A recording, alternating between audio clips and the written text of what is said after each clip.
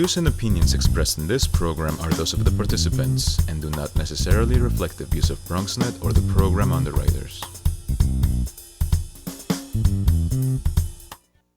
The debate continues surrounding health care reform. The president recently taking to Twitter, calling for the nuclear option to get the bill passed before the summer.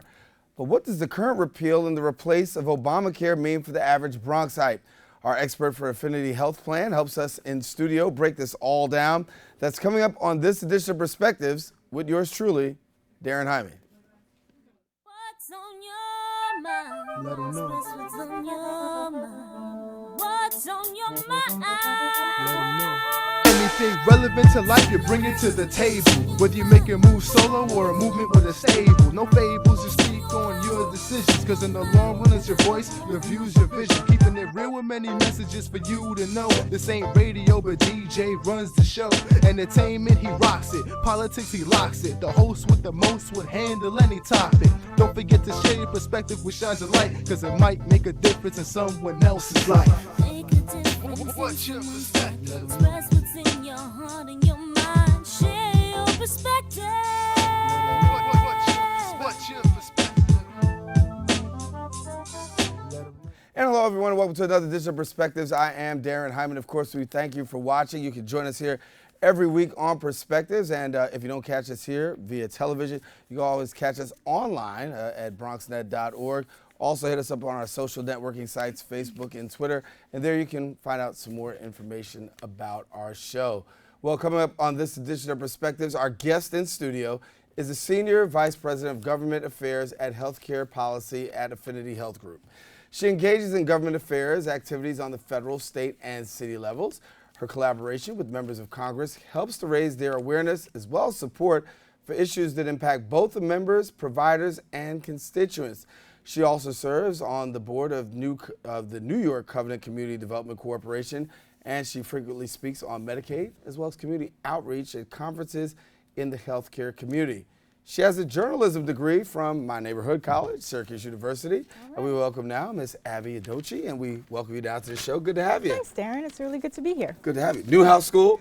Absolutely. There it All is. the way. Go Orangemen. Go Orange. There you go. There you go. Well, thank you for coming. Sure, as we're talking a little bit about healthcare, and we know recently the American Health Care Act Yes. Made its way through Congress, It headed towards the Senate, Right. And a lot of questions that still remain or a lot of questions and concerns about it. Let's walk through this first and foremost because there's a lot of apprehension about this and what this actually means. Yep.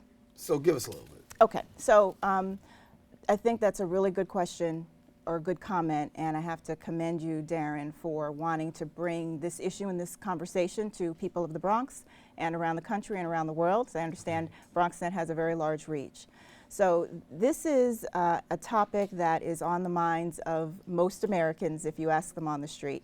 Everyone knows what the AHCA is, and they're really engaged in wanting to understand and wanting more information, deflating the politics, getting the politics out of it. So that's what I think I want us to do today, is really talk about what this could mean for people in real life without all of the partisan conversation. Right.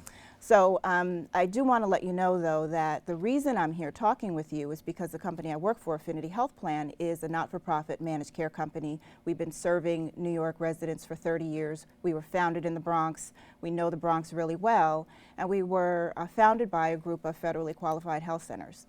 And when we talk about consumers and their needs and concerns concerning health care, not far behind or standing right next to are community-based providers that are providing the coverage that we'll talk about today in ways that other providers do not. Many of the providers in our network are serving low-income populations, and it's really important that the programs that the AHCA will address remain protected for them so they can continue to get the kind of reimbursement that they need to care for communities in need in the Bronx and other places in New York State. So this is a really good conversation for us to have. So a lot of what people are concerned about, I think, have to do with timing of the bill and things that are in the bill. Right. But it's important for people to know that it's still a bill.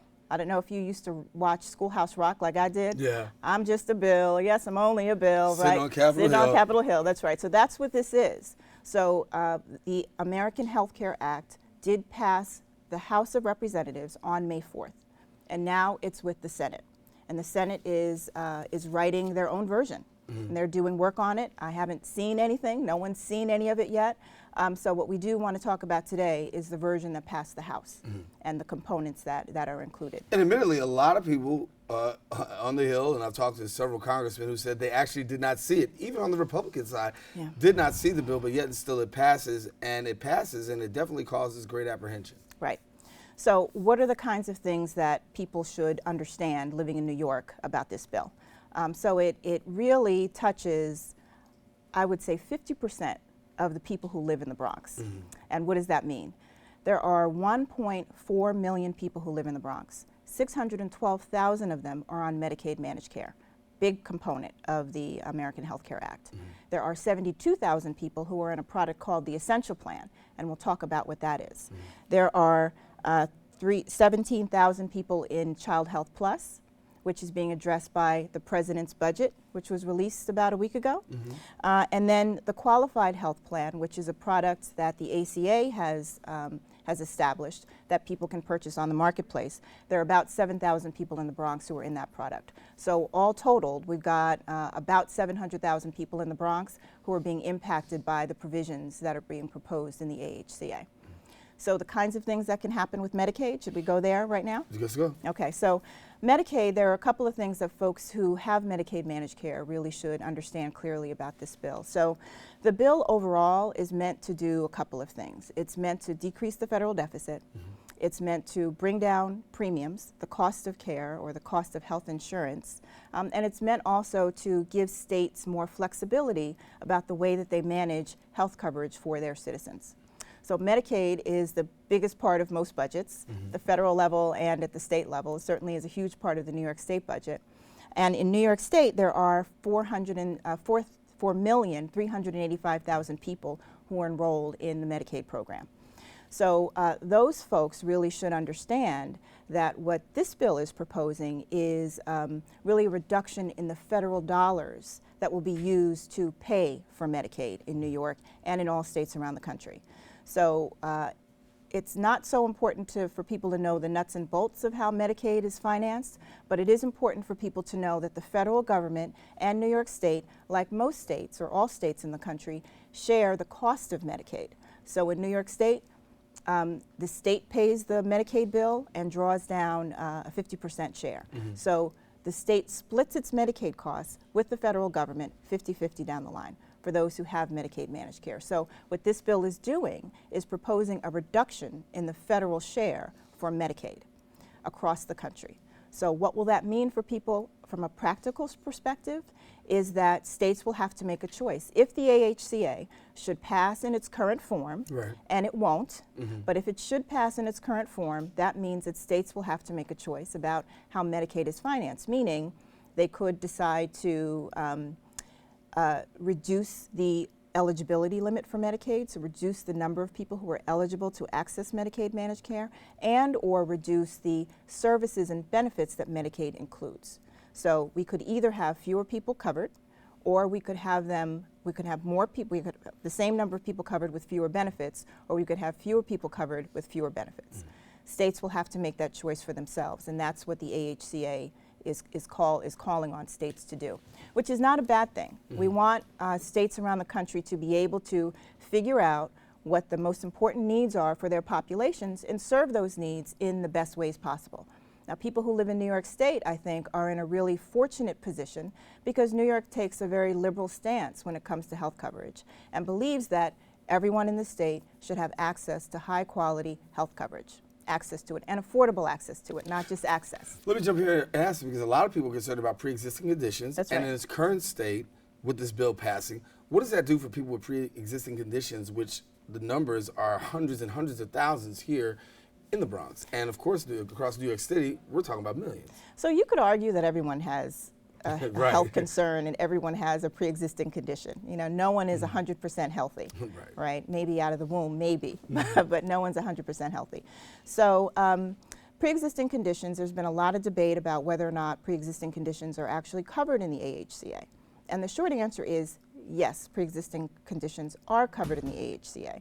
But what the bill does propose is that people with pre-existing conditions, if they should lose enrollment or become disenrolled within a plan year for 63 days or more, and then regain their health coverage, something interesting will happen.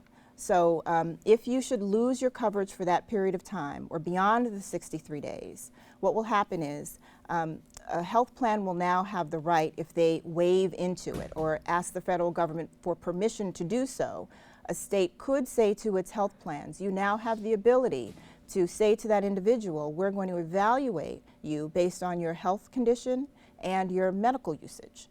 And based on that, come up with what your premium will be or what you'll pay on a monthly basis to actually purchase that coverage.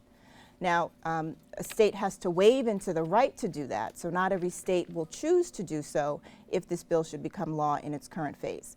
The other thing that people should understand is that 63-day window of disenrollment for anyone who disenrolls from their health coverage under the AHCA. If you try to re-enroll outside of that 63-day window, a health plan could have the right to charge you a 30% higher premium for the remainder of that plan year. So if you disenroll, say, month 4, and you don't get your health coverage back until month 9, from month 9, 10, 11, and 12, you'll have a 30% higher premium. Beginning the next plan year, you'll go back to the lower rate.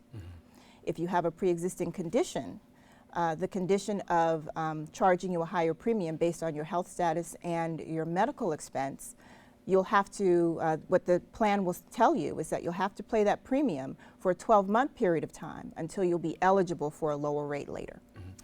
Coming back after this, we're going to take a quick break discussing the American Health Care Plan. The plan that I should say passed through the House is headed towards the Senate, and if it does pass, how does it actually affect Bronxites, New Yorkers, and the nation? Abenaa Udochi is here with us sharing a little bit about that. Stay with us. We'll have more show coming up after this. We'll talk about what you can do to be involved to make your voice heard.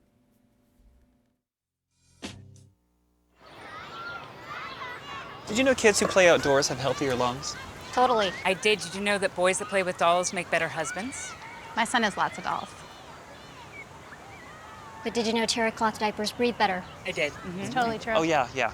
Did you know that strollers have the right of way on a sidewalk? Yes. Yep, I did. Did you guys Did you know that kids who eat breakfast have higher GPAs? Yeah, I know. Yeah. That's actually what I was going to say. Did you know babies should never touch silver? It's really bad for them. I knew that. Did you guys know that statistically friendly kids have more friends?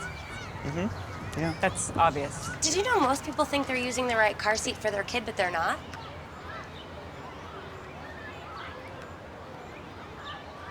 Parents who really know it all know for sure that their child is in the right seat at the right age and size. Visit safercar.gov/the right seat to make sure your child is protected. I'm putting that on my blog. I just put it in mine. I'm only 17, but I know about investing. Believe in something, buy shares in it, watch it grow. So, what if you could invest in the future? The future of kids, like a stock. Not the kind of stock that's about making money, but a stock for social change. A whole new kind of investment called Better Futures. When you invest, it helps kids go to college. I could be one of the first college graduates from my family, the first philanthropist from my neighborhood.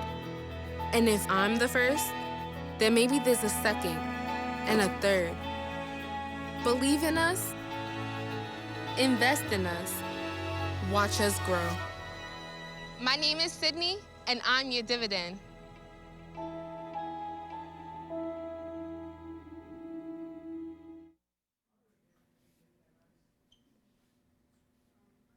And we're back here on Perspectives talking about the American Health Care Plan, the plan that actually passed through the House, making its way towards the Senate. What exactly does it mean, I should say, for New Yorkers? What does it mean for people across the nation? Well, a lot of people have a lot of different concerns about what the bill actually means, what's in it. It's important that you find out. It's important that you become educated because so much lies in the balance. And Abenaa Udochi is the Senior Vice President of Government Affairs and Healthcare Policy at Affinity, is here with us, and she's been breaking some stuff down for us and continue to break some things down for us.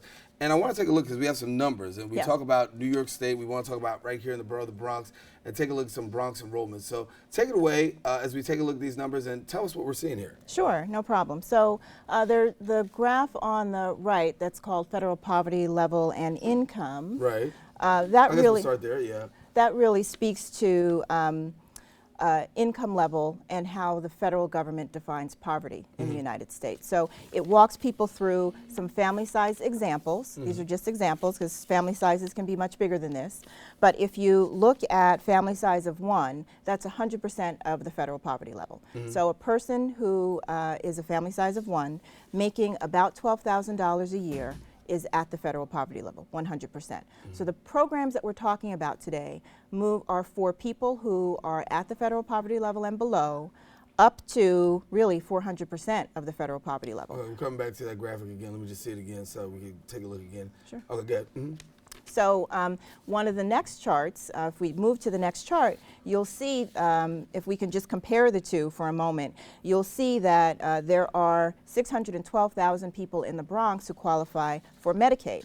So what that means in terms of federal poverty level is if you are below 100%, up to 138% of the federal poverty level, meaning you're at $12,000 a year or less, up to $6,400 a year, you qualify for Medicaid under the Affordable Care Act, which is the law of the land today, or Obamacare is what it is most commonly known as, right? So what Obamacare did was expand Medicaid eligibility from 100%, which is where most states were prior to the Affordable Care Act coming into place, to 138% of the FPL. So what that did was bring in what the federal government refers to as able-bodied people. So Medicaid traditionally takes care of children, the disabled, the very sick, frail elderly, are folks who typically, prior to the ACA, were eligible for Medicaid. Under the Affordable Care Act, healthy, able-bodied people now who are low income, are in jobs that are paying low wages, also qualify for Medicaid. And that was one of the positive or wins that the Affordable Care Act brought. And as a result of that and the qualified health plan product that people can go on the marketplace to purchase, over 20 million more people have gained health coverage over the period of time since the marketplace is open. So as we talk about federal poverty level, it's important that people get familiar with what these levels mean, because this is a focus of the of the new health care bill. So when we talk about the possibility of this bill passing, people on all the other side say, listen, about premiums, because there's a lot of talk about where my premiums are, how much more am I going to pay. If this goes as standing, and if this goes, it makes it through the Senate, which we pray and know it probably won't, but even still, where does it land people by way of premiums? So it really depends. So again, the bill is not law, so it's important for people to remember that. And the bill is in the Senate today, and premiums is certainly a focus of the conversation. But if we're just to talk about the AHCA in its current form, there are a few things that can happen with premiums or that will impact the way that people can afford to access health coverage, right? So one of the flaws, I think, in the Affordable Care Act, the ACA or Obamacare, is that premiums for some are high. If you qualify based on income, you could be eligible to receive a subsidy to help lower your premium. If you don't qualify, you would pay a higher premium. What the Affordable Health Care Act aims to do is bring premiums down for everyone. And that is a good thing. Would you agree? Lower premiums, more affordable health coverage is a good thing. Right. But sometimes you really got to consider your approach. So the approach that the Affordable Care Act is taking is premiums can go down, but that will be when plans and states make some decisions about the kinds of things that they're going to include in their benefit package.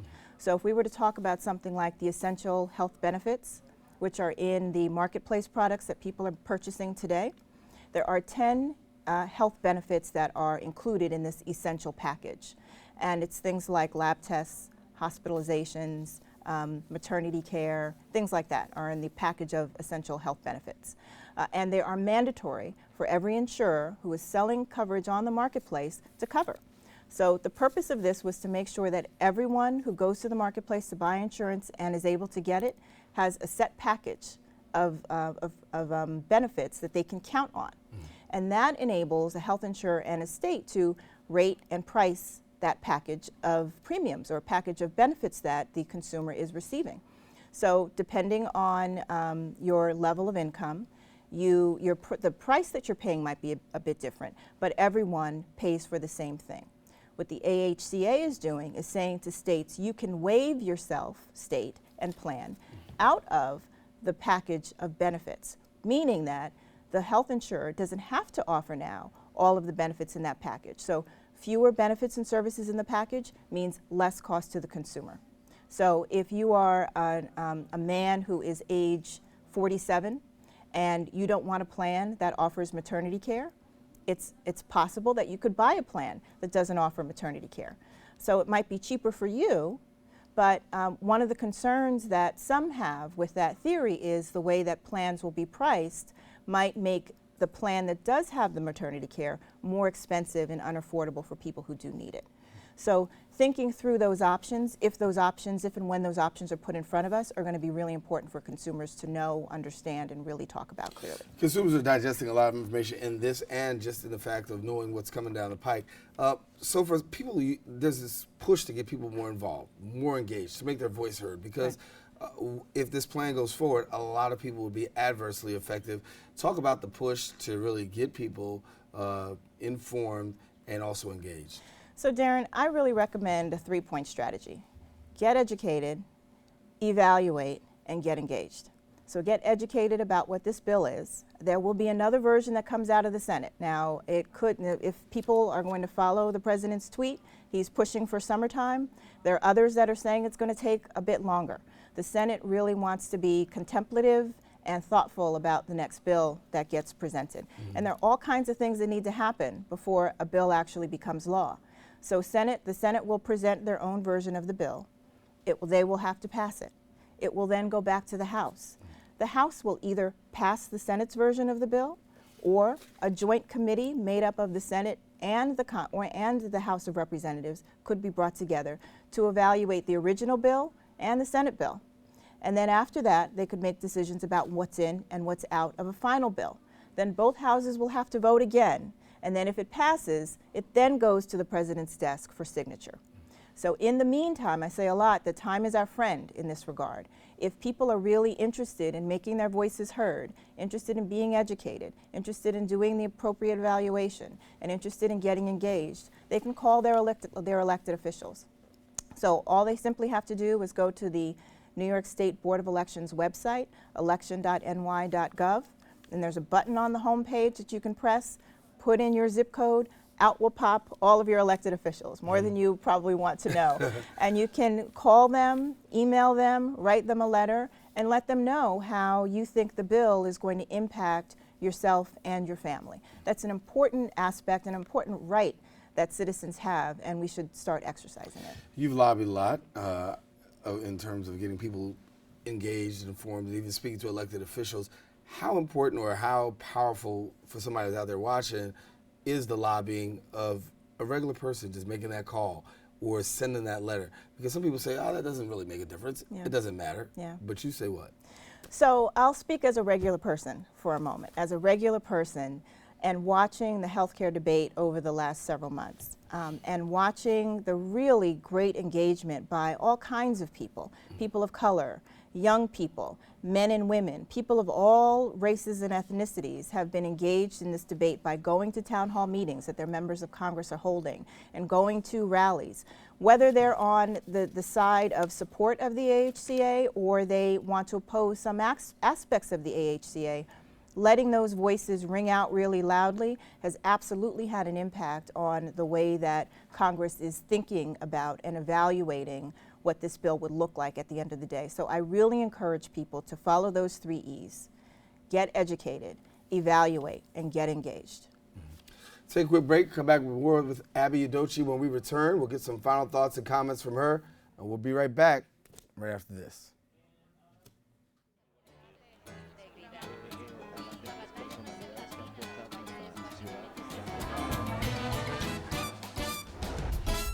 If you want to stay in the know about the latest happenings en español, check out Diálogo Abierto, BronxNet's own Spanish show, Wednesdays 6:30 p.m. on Channel 67. The latest in news, arts, culture, politics, and what's going on in your neighborhood. Diálogo Abierto, the best way to stay connected in Spanish. See you there. Te esperamos. Hey, it's Ava, and this is Tess from Vivo's Do It Yourselfie, where we recreate the hottest looks from today's biggest music videos. After cleaning out our closet, we have a lot of clothes we don't wear anymore. Like this old t-shirt. It's not garbage, it's actually a brand new rug. And to make it, all you need to do is cut, tie, and glue. Cut the t-shirt into strips. Tie the strips into knots. And glue the knots to the bath mat. I love it. Give your garbage another life. And recycle. And we're back here on Perspectives, and we're continuing our talking about the possible bill that could, the bill that's in limbo right now, that could really affect millions and millions of people and really can affect premiums. It's important that you become engaged, and Abenaa Udochi has been sharing with us a little bit about it. And so as we talk about seeing things move forward, yes. Obviously we're both optimistic this bill does not pass, but yet and still not in this form. Not in this form. But there's still some work that needs to be done. What should people know in the final couple of minutes? Well, it's really important that people understand what programs are being impacted. Again, that's Medicaid, that's the Essential Plan. Child Health Plus, which we didn't really talk a whole lot about, is President Trump has proposed a cut to the Child Health Plus program. Child Health Plus currently serves about 9 million children across the country, and he's proposed a 20% decrease in funding over time to the Child Health Plus program, so people really should understand that. And of course, what's called the Qualified Health Plan, or the marketplace product that you can go out to the New York State of Health to purchase. All 4 of those programs are addressed by this bill and or the president's budget, and people should really educate themselves about what it's going to mean to their family. Now again, I can't emphasize this enough, it is just a bill, and the Senate is going to introduce something else. So each phase of this, it would be great for us to talk about, and so that we can help people remain educated about the changes when they come and what they're going to mean to them. Make a deal. You come on back and talk more about it Sure. as time comes on. Be great. All righty. Abenaa Udochi, thank you so much for coming and sharing with us a little bit about this and getting our viewers up to speed and bringing us up to date with this. And thank you for being our guest. It's my pleasure, Darren. All righty. Well, listen, we're about out of show, and we want to let you know thank you for watching. And make sure that you stay connected to us here at Perspectives, and then also check us out at BronxNet.org. You'll find out more information about the bill as it makes its way to the Senate, how it affects us. Also check back with us here on Open. Our political commentators will also be breaking that down in depth as well. And so we'll have a full court press in letting you know all about this. So that's about all for this episode of Perspectives. I'm Darren Hyman. Until next time we meet, stay safe, share your perspective with somebody else. It just might make a difference in somebody else's life. Take care. God bless. Anything relevant to life, you bring it to the table. Whether you make a move solo or a movement with a stable. No fables, you speak on your decisions. Cause in the long run, it's your voice, your views, your vision. Keeping it real with many messages for you to know. This ain't radio, but DJ runs the show. Entertainment, he rocks it. Politics, he locks it. The host with the most would handle any topic. Don't forget to share your perspective which shines a light. Cause it might make a difference in someone else's life. Make a difference. What's your perspective?